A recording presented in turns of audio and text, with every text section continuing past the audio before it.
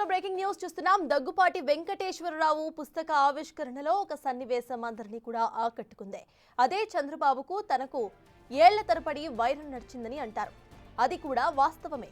ఇప్పుడంతా కూడా మర్చిపోయి తాము ముందుకు వెళ్లదలిచామని దగ్గుబాటి అనటం ఇటు సభలో ఒక్కసారిగా ఆసక్తిని రేకెత్తించింది.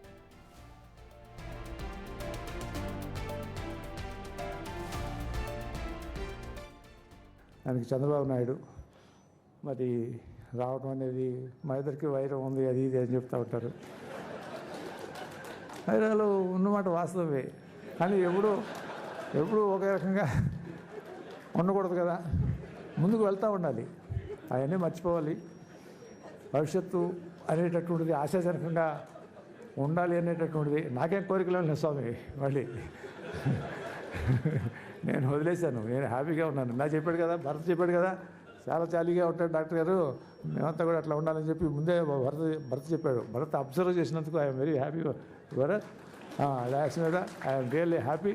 నాకేమి అటువంటి కోరికలు ఏమి లేవు. కోరికలు ఏమన్నా ఉంటే నా పిల్లలతోటి, నా కుటుంబంతో క్షేమంగా, 10 మంది స్నేహితులతోటి క్షేమంగా ఇలా పుస్తకాలు రాయగలిగితే రాసుకుంటూ ఆనందంగా ఉండాలి. అది కూడా జీవితమే, దాన్ని కూడా ఆస్వాదించాలి. జీవితం అంటే ఎప్పుడూ గందరగోళము, ఏదో ఏదో ఏదో అనుకుని పరిగెత్తడం కాదు. ఒకటే ఉంటుంది జీవితం. నా దేశం వరకు 50 సంవత్సరాల తర్వాత చూద్దాము. ముందు ఈ ఒక్క జీవితాన్ని ఆస్వాదించడం అనేటటువంటిది కావాలి. ఓకే బోర్డు కొడుతుందా? మా అమ్మాయి చెబుతుంది, అమ్మ వచ్చేసింది, మరి పుస్తకం గురించి చెప్పాలి కదా. అంటే ఐమ్ సారీ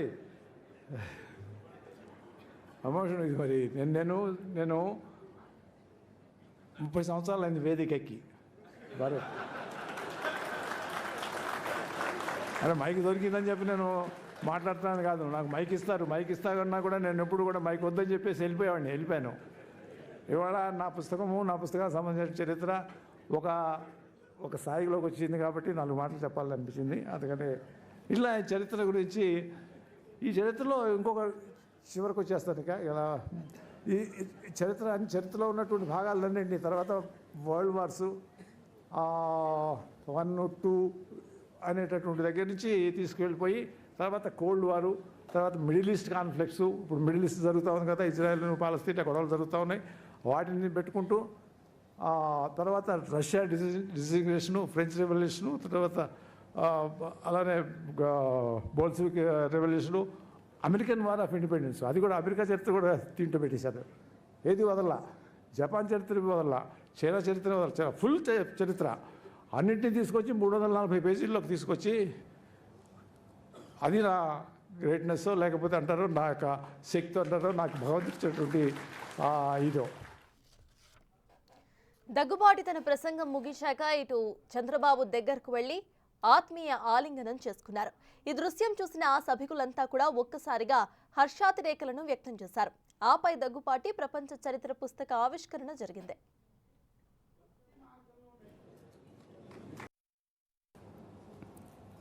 మన అందరి అభిమాన నాయకురాలు,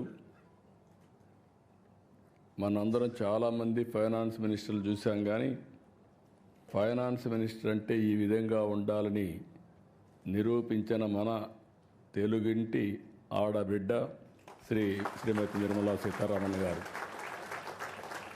మన నేల గర్వపడుతుంది. దేశ సేవలో పునీతమైనప్పుడు, మన వ్యక్తులు చేసినప్పుడు మనకుండే ఆనందం ఇంకా ఎక్కువ ఉంటుంది.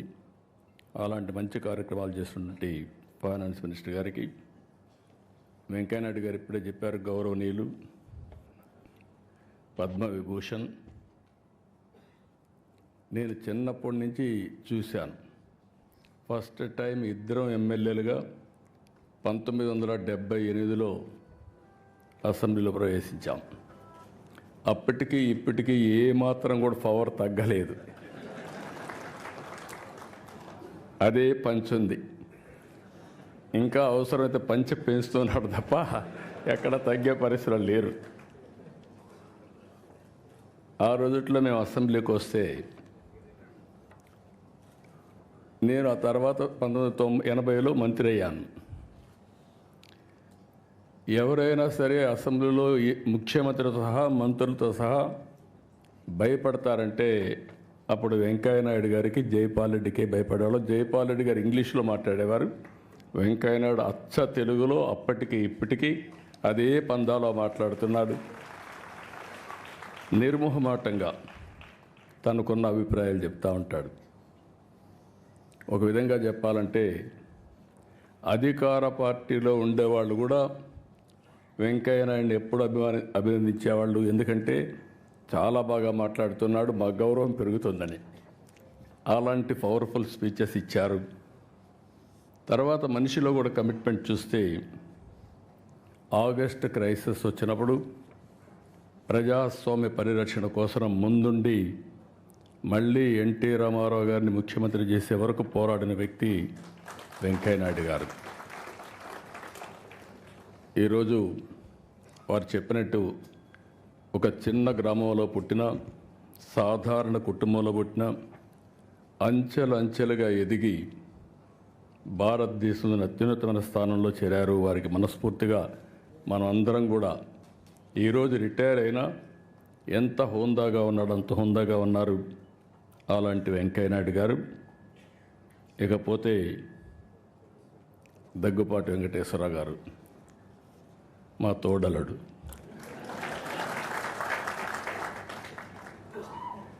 నాకంటే ముందు ఆయన అన్నీ చెప్పేశాడు, ఇంకా చెప్పడానికి ఏమీ లేవు. ఎప్పుడు కూడా మా ఫ్యామిలీలో ఒక విశిష్టమైన వ్యక్తి. డెప్త్కి వెళ్తారు, అనలిటికల్గా ఆలోచిస్తూ ఉంటాడు. ఒక ఏది కూడా నేను చూస్తూ వస్తున్నాను, ఇద్దరం కూడా ఒక స్ఫూర్తినిచ్చినటువంటి ఎన్టీ రామారావు గారి దగ్గర నేర్చుకున్నాం. తెల్లవారితో నిద్ర లేస్తే ఆయన దగ్గరికి వెళ్ళేవాళ్ళం, ఆయన అప్పచెప్పిన బాధ్యతలు చేశాం. అవన్నీ తలుచుకున్నప్పుడు నేను అనుకున్నాను, వెంకటేశ్వరరావు గారి ఇంటి పుస్తకాలు రాయడం ఏంటని. కలిసి ఉన్నాం 40 ఏళ్ళు, ఫ్యామిలీ మెంబర్స్. కానీ ఆయనలో ఇంత డెప్త్ ఉంది, ఒక పుస్తకం రాస్తాడని నేను ఎప్పుడు ఊహించలేదు. ఆయన చెప్పినప్పుడు నేను అడిగాను, మీరే రాశారా అని అడిగాను. ఎవరికైనా డౌట్లు ఉంటాయి, కానీ ఆయన రైటర్ కాదు, ఇప్పుడు కూడా కాదు. కానీ రైటర్ కానటువంటి రైటర్ ఈయన, రచయిత కానటువంటి రచయిత.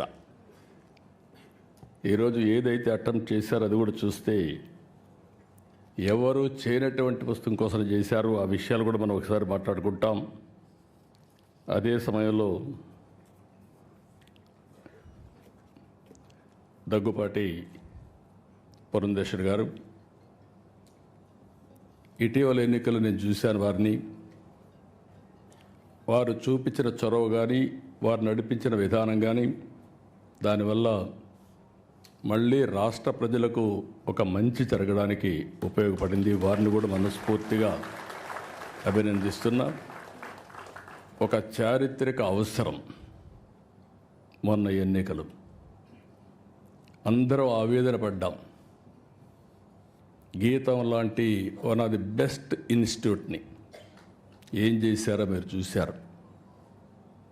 ఇలాంటి ఇన్స్టిట్యూట్స్ రావాలని కోరుకునే సమయంలో ఇక్కడ డెమాలిషన్ చేసే పరిస్థితికి వచ్చారంటే చాలా బాధేస్తుంది. అలాంటివన్నీ మనం చూసాం. అయినా